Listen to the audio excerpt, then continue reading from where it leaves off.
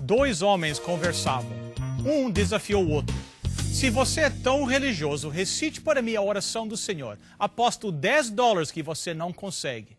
O outro respondeu: ao deitar para dormir, proteção vou te pedir. Se morrer sem acordar, minha alma vem tomar. O outro pegou sua carteira, tomou uma nota de $10 resmungando: nunca imaginei que você ia conseguir.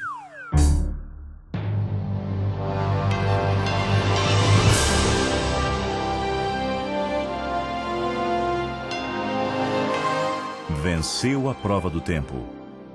O livro de Deus, a Bíblia, ainda relevante neste mundo complexo. Está escrito, partilhando mensagens de esperança ao redor do mundo.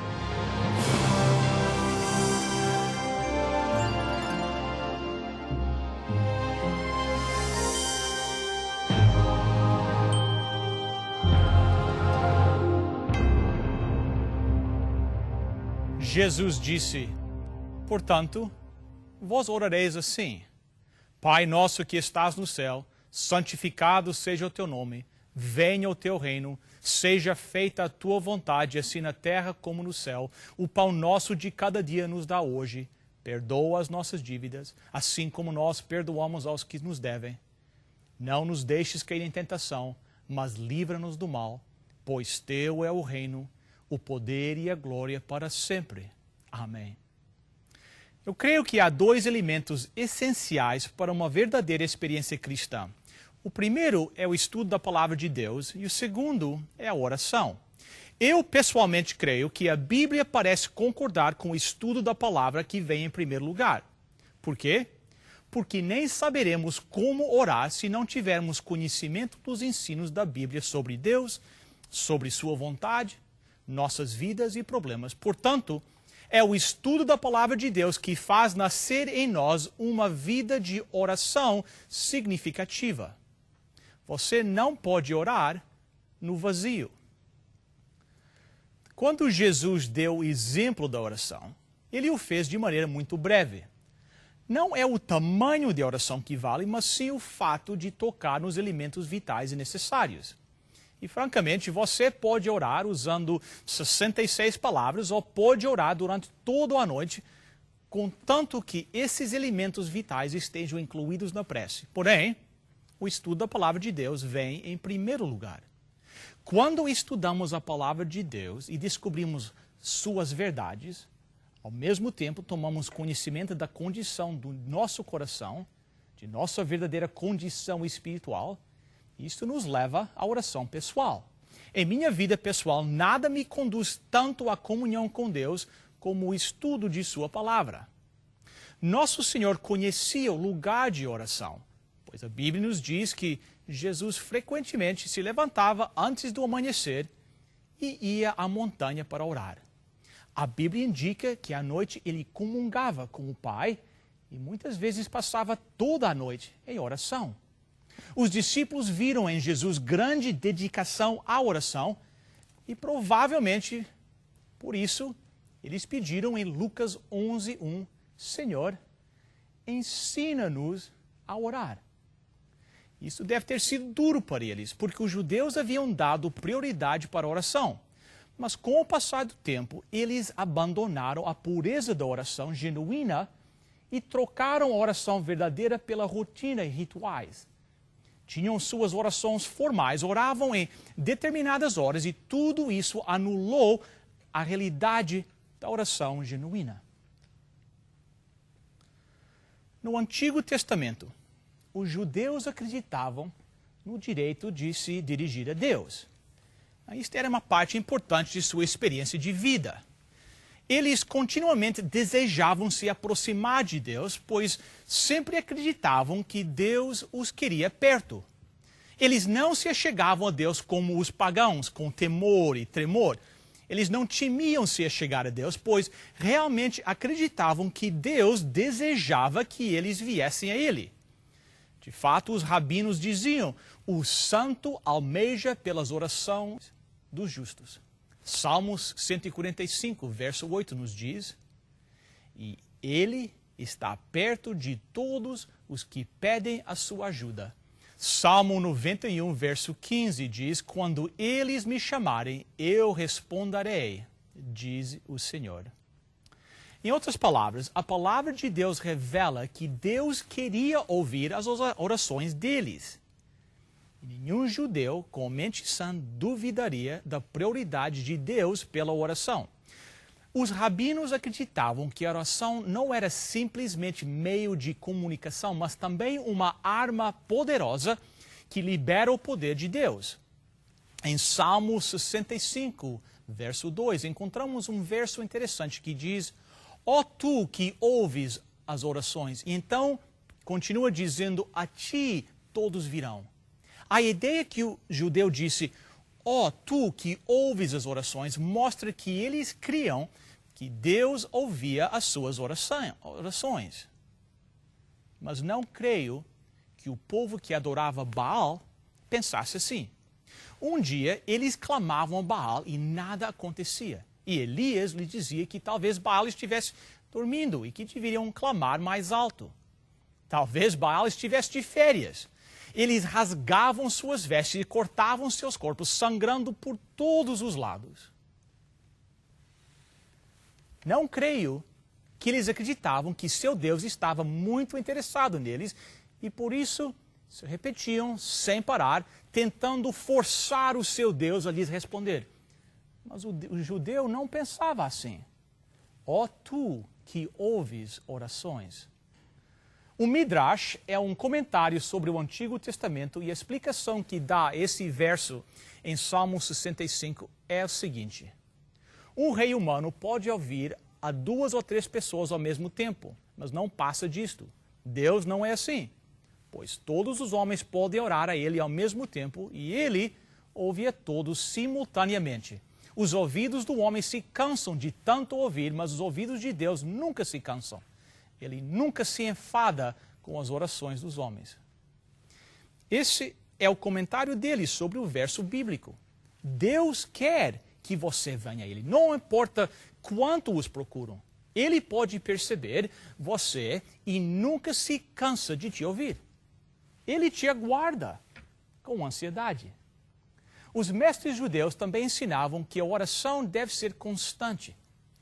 Eles tentavam ensinar as pessoas que não é certo orar somente quando a pessoa está em desespero.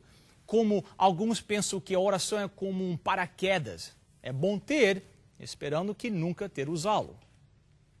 Eles queriam que o povo orasse sem cessar. Assim, o Talmud diz: honra o médico antes de precisar de sua ajuda. Ore antecipadamente, mesmo antes que a necessidade apareça. Assim, os judeus diziam que a oração não é um tipo de apelo de emergência.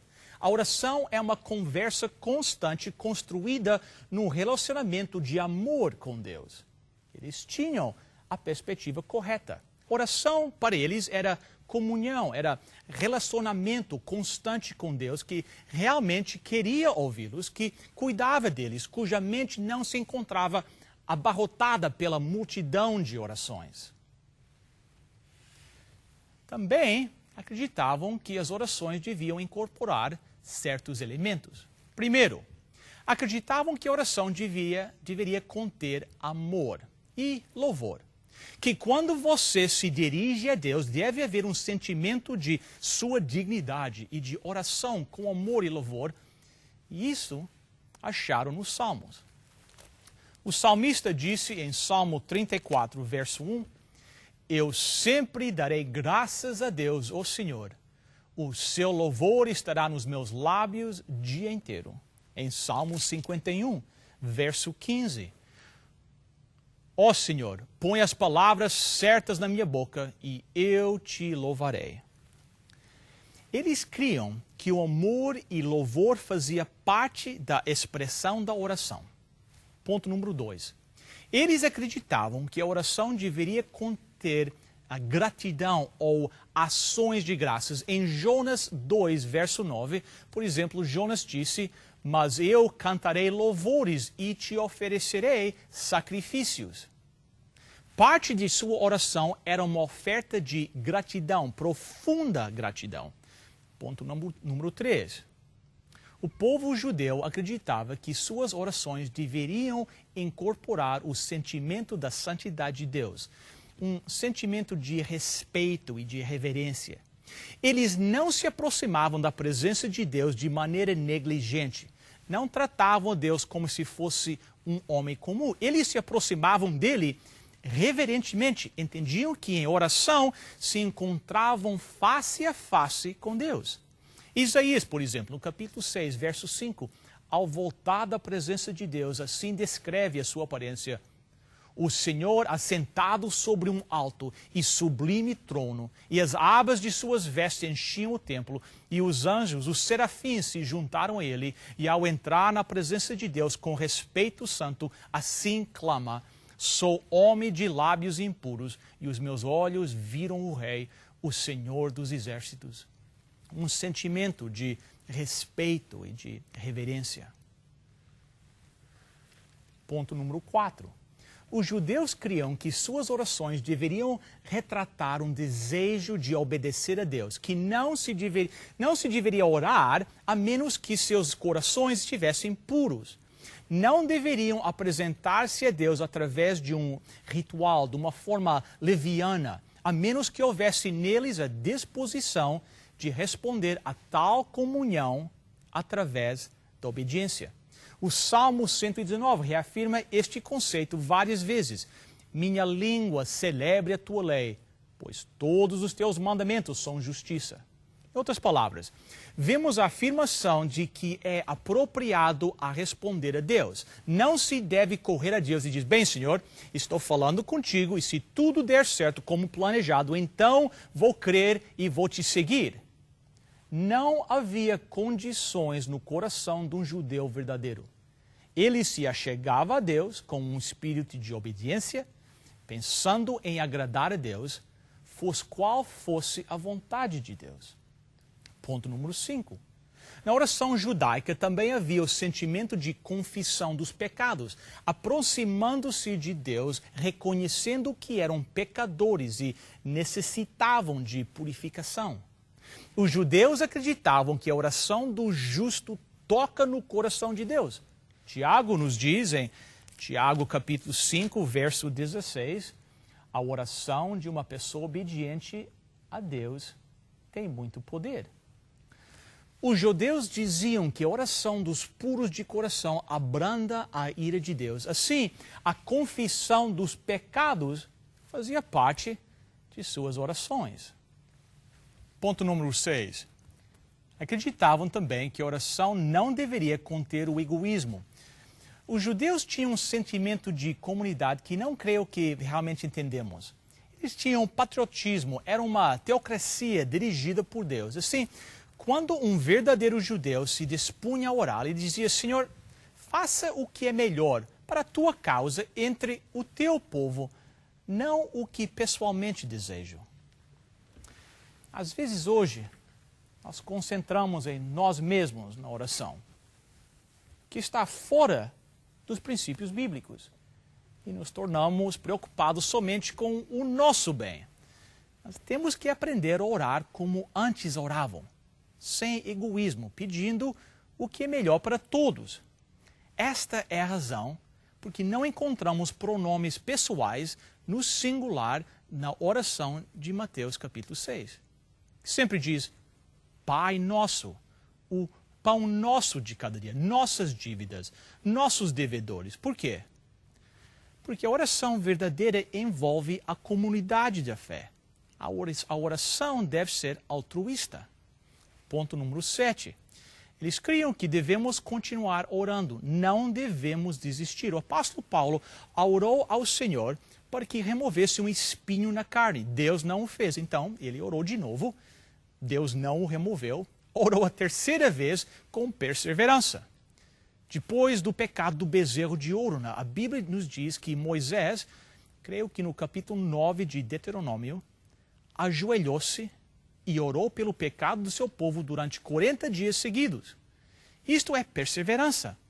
Os judeus pensavam assim. Finalmente, ponto número 8. Outro elemento de suas orações era a humildade. Um judeu verdadeiro orava para se submeter à vontade de Deus. A melhor ilustração deste fato, vinda do coração do judeu mais verdadeiro que já viveu, foi do Senhor Jesus no jardim, que deixou de lado o que parecia melhor e disse: não a minha vontade, mas a tua seja feita. Este representa o coração de uma oração verdadeira. Senhor, estou aqui para fazer o teu querer. Desejo alinhar a minha vida de acordo com a tua vontade. Ouçam, a oração não é pedir a Deus que faça a minha vontade, é colocar-me em conformidade com a sua vontade. É pedir-lhe que sua vontade seja feita e que conceda-me a graça de aceitá-la alegremente. Todos estes elementos faziam parte da oração tradicional da vida de um judeu verdadeiro. Eles tinham uma grande herança de oração, era a história da perspectiva da oração judaica. Mas algo errado sucedeu. A hipocrisia dominou. E em Mateus capítulo 6, em verso 5, Nosso Senhor disse: os hipócritas gostam de orar de pé nas sinagogas e nos cantos das praças para serem vistos pelos homens. São falsos. Já não estão falando comigo. São egoístas. Tentam ganhar coisas para si. Querem aparecer publicamente. Seguem balbuciando vãs repetições como os pagãos, pensando que vou responder somente por estar cansado de ouvi-los. E continuam com o seu orgulho interminável. Verso 8. Não sejam como eles, pois antes de vocês pedirem, o Pai de vocês já sabe o que vocês precisam. Pensam que tinham que informar a Deus sobre suas necessidades. Suas orações se tornam confusas. Então o Senhor, no verso 9, reafirma que é uma oração correta. Assim, o que encontramos nos versos 9 a 13 no Evangelho de Mateus é Jesus reiterando os ingredientes da oração que acabei de mencionar da tradição judaica. Ele não apresenta nada novo, simplesmente acrescenta uma riqueza nova a tudo o que diz. Ele leva a verdade mais adiante. Apesar da mesma continuar básica, igual e inabalável, precisamos disto hoje, porque não sabemos como orar. Algumas vezes, assim, o estudo da oração modelo será uma grande experiência. Deixe-me acrescentar algo aqui. Creio que muitas vezes perdemos de vista o propósito da oração. O Senhor nos ensinou como orar, mas ao invés de usarmos a oração do Senhor como ensinamento, nós simplesmente a repetimos. Dizem que é uma oração para ser recitada. Eu não penso assim. Está bem recitá-la da mesma forma que recitamos partes da Bíblia, mas não penso que é a oração que deve ser recitada. Vou lhes dar várias razões. Primeiro, esta oração está registrada nas Escrituras em duas vezes. Em Mateus capítulo 6 e outra vez em Lucas capítulo 11. E são diferentes nos dois lugares.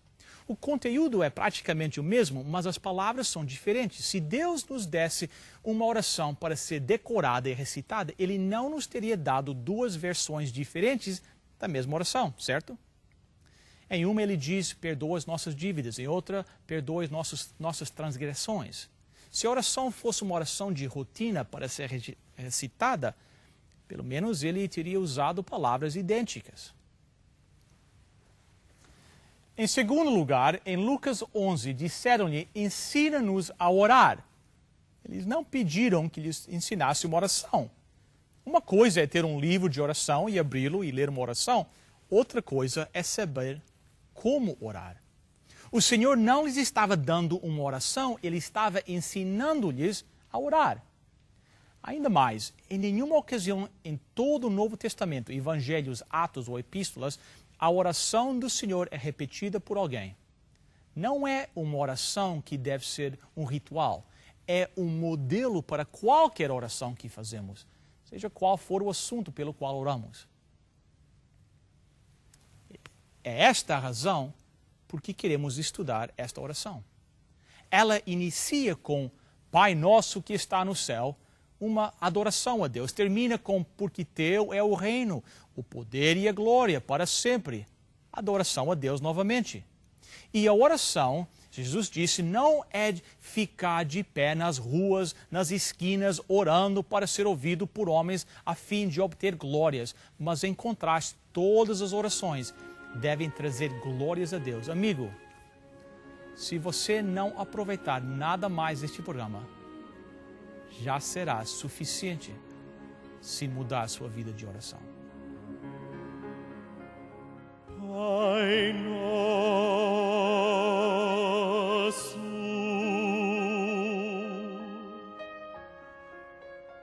que estás no céu,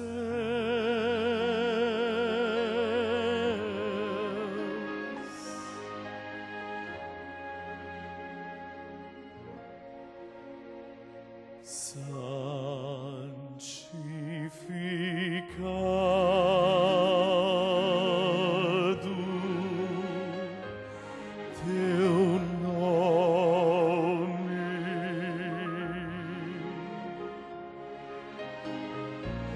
teu reino venha, tua vontade na terra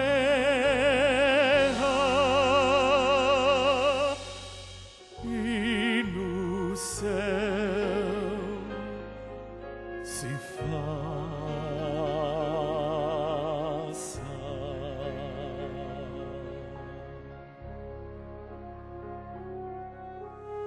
O nosso pão vem hoje dar nossas dívidas, perdoa como nós a quem nos deve.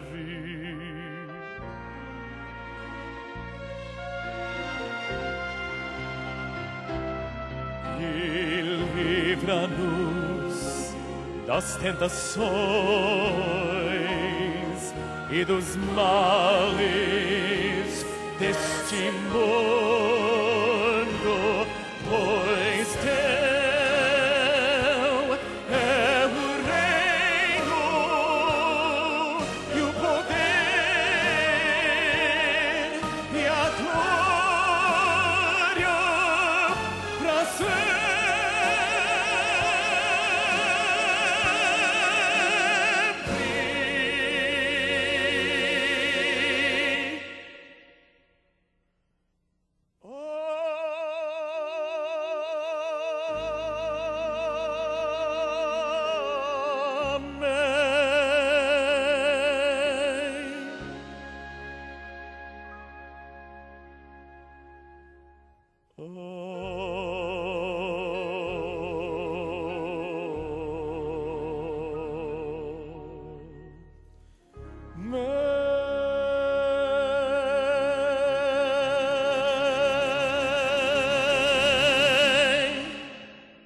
Oremos.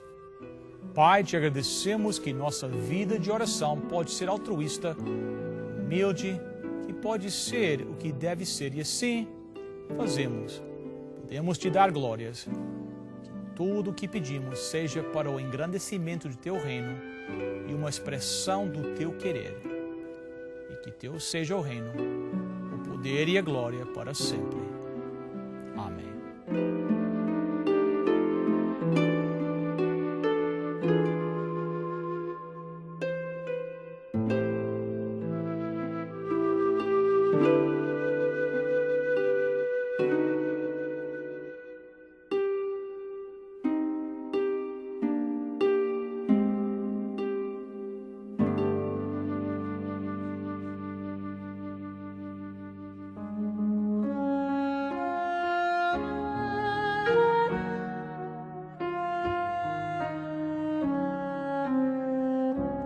Que o Senhor te abençoe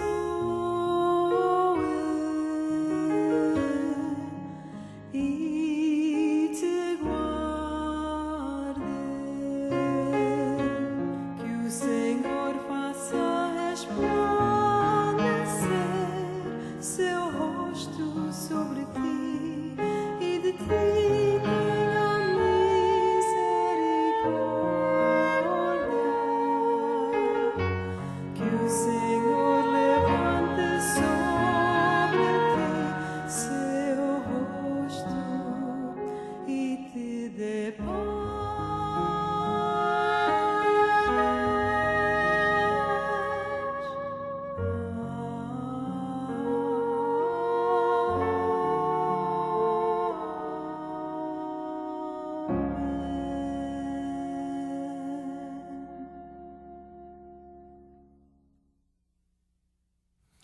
O salmista disse: lâmpada para os meus pés é a tua palavra e luz para os meus caminhos.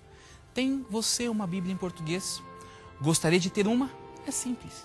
Entre em contato com Está Escrito e nós teremos o prazer de presenteá-lo. Eis as informações necessárias para fazer o seu pedido. Para você solicitar gratuitamente a sua oferta, basta ir ao nosso website www.estaescrito.ca e acessar o programa de hoje. Lá você preencherá um formulário com os seus dados e assim poderemos enviar a oferta para você. Lembre-se, www.estaescrito.ca. Você receberá em sua casa gratuitamente a oferta solicitada sem qualquer compromisso com o programa Está Escrito. Escreva para nós. Está Escrito, Box 2010, Oshawa, Ontário, L1H 7V4. Agradecemos as suas cartas, os pedidos de oração que nos enviam e também o seu apoio financeiro. Escreva ainda hoje. E Está Escrito, Box 2010, Oshawa, Ontário, L1H 7V4. Bem, chegamos ao final de mais um programa. Que Deus os abençoe. Nós iniciamos hoje um estudo sobre oração e quero que você faça parte. Se gostou do programa e gostasse de ver o programa de novo, pode visitar o nosso website www.estaescrito.ca. Até a próxima semana. Nós prometemos estar de volta, mesmo horário, mesmo canal. Até lá, lembre-se, está escrito: nem só de pão viverá o homem, mas de toda a palavra que procede da boca de Deus.